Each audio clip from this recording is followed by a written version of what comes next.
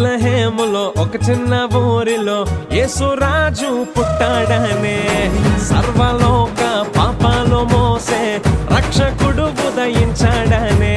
ఆ దూత గొల్లలకు శుభవార్త చెప్పనుగా, సంతోష సంబరాలు ప్రభుని చూడగా. పరలోక దూతలంత పరిశుద్ధ స్థలములో సర్వాధికారినే స్తుతించగా. ఇమ్మానుయేలుగా తోడుండగా, పరలోక రాజ్యం భూమి నేలుగా.